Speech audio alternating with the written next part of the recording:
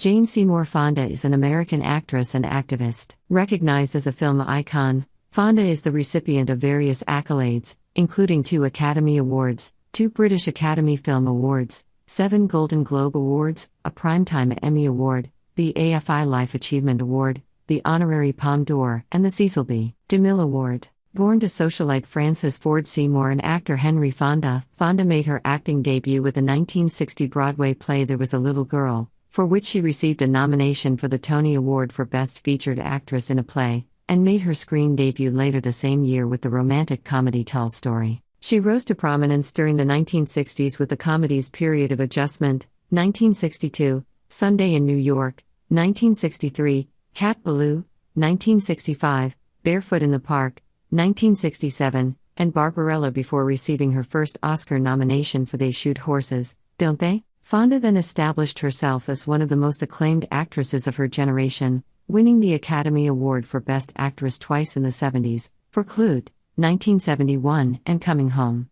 Her other nominations are for Julia, 1977, The China Syndrome, On Golden Pond, 1981, and The Morning After, 1986. Consecutive hits Fun with Dick and Jane, 1977, California Suite, 1978, The Electric Horseman, 1979, and 9 to 5, 1980, sustained Fonda's box office drawing power, and she won the Primetime Emmy Award for Outstanding Actress in a Limited Series or Movie for the television film The Dollmaker. In 1982, Fonda released her first exercise video, Jane Fonda's Workout, which became the highest-selling videotape of its time. It was the first of 22 such videos over the next 13 years, which collectively sold over 17 million copies. After starring in Stanley and Iris, 1990, Fonda took a hiatus from acting and returned with the comedy Monster-in-Law, 2005. She also returned to Broadway in the play 33 Variations, 2009, earning a Tony Award for Best Actress in a Play nomination.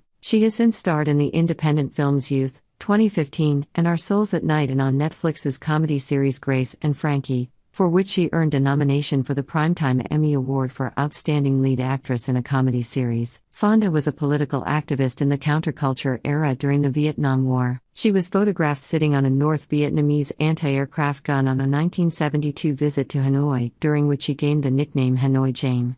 During this time, she was effectively blacklisted in Hollywood. She has also protested the Iraq War and violence against women and describes herself as a feminist and environmental activist. In 2005, along with Robin Morgan and Gloria Steinem, she co-founded the Women's Media Center, an organization that works to amplify the voices of women in the media through advocacy, media and leadership training, and the creation of original content. Fonda serves on the board of the organization. Based in Los Angeles, she has lived all over the world, including 6 years in France and 20 in Atlanta. Jane Seymour Fonda was born via cesarean section on December 21, 1937, at Doctors Hospital in New York City. Her parents were Canadian-born socialite Francis Ford Seymour and American actor Henry Fonda. According to her father, the surname Fonda came from an Italian ancestor who immigrated to the Netherlands in the 1500s. There, he intermarried. The resultant family began to use Dutch given names, with Jane's first Fonda ancestor reaching New York in 1650. Fonda also has English, French, and Scottish ancestry.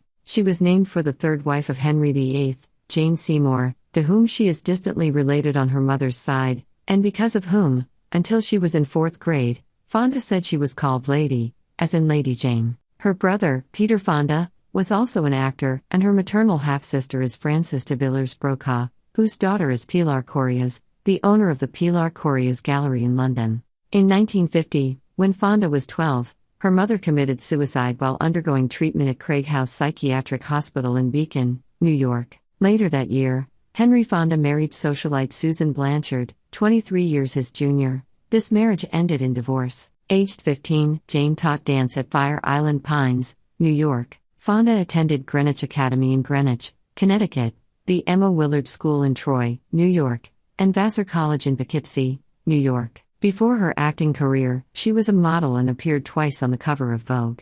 Fonda became interested in the arts in 1954, while appearing with her father in a charity performance of The Country Girl at the Omaha Community Playhouse.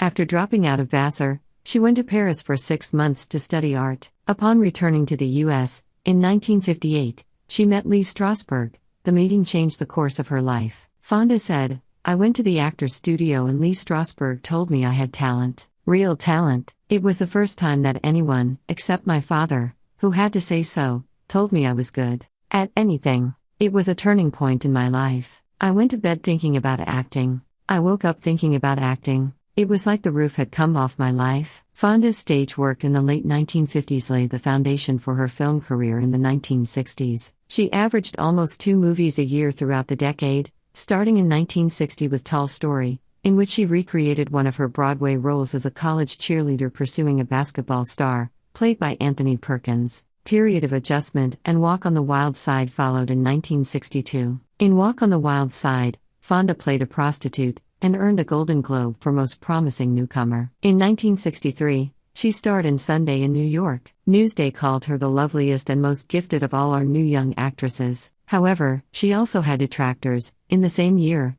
the Harvard Lampoon named her the year's worst actress for the Chapman Report. Her next 2 pictures, Joy House and Circle of Love, were made in France. With the latter, Fonda became one of the first American film stars to appear nude in a foreign movie. She was offered the coveted role of Lara in Dr. Zhivago, but turned it down because she didn't want to go on location for 9 months. Fonda's career breakthrough came with Cat Ballou, 1965, in which she played a schoolmarm turned outlaw. This comedy western received 5 Oscar nominations, with Lee Marvin winning Best Actor, and was one of the year's top 10 films at the box office. It was considered by many to have been the film that brought Fonda to bankable stardom. The following year, she had a starring role in The Chase opposite Robert Redford, in their first film together, with 2-time Oscar winner Marlon Brando. The film received some positive reviews, but Fonda's performance was noticed by Variety magazine. Jane Fonda, as Redford's wife and the mistress of wealthy oilman James Fox, makes the most of the biggest female role. She returned to France to make The Game Is Over, 1966, often described as her sexiest film, and appeared in the August 1966 issue of Playboy in paparazzi shots taken on the set. Fonda immediately sued the magazine for publishing them without her consent. After this came the comedies Any Wednesday, 1966, opposite Jason Robards and Dean Jones, and Barefoot in the Park, 1967, again co-starring Redford. In 1968, she played the title role in the science fiction spoof Barbarella, which established her status as a sex symbol. In contrast, the tragedy They Shoot Horses, Don't They? 1969, won her critical acclaim and marked a significant turning point in her career. Variety wrote, "Fonda, as the unremittingly cynical loser, the tough and bruised babe of the Dust Bowl, gives a dramatic performance that gives the film a personal focus and an emotionally gripping power." In addition, renowned film critic Pauline Kael, in her New Yorker review of the film, noted of Fonda, "She has been a charming, witty nudie cutie in recent years and now gets a chance at an archetypal character." Fonda goes all the way with it, as screen actresses rarely do once they become stars. She doesn't try to save some ladylike part of herself, the way even a good actress like Audrey Hepburn does, peeping at us from behind vulgar roles to assure us she's not really like that. Fonda stands a good chance of personifying American tensions and dominating our movies in the 70s as Bette Davis did in the 30s. Well, Jane Fonda, who revealed earlier this year that she had been diagnosed with non-Hodgkin lymphoma, announced Thursday that her cancer is in remission and she can stop chemotherapy treatments. Well guys, what are your thoughts? Do tell us. Thanks for watching.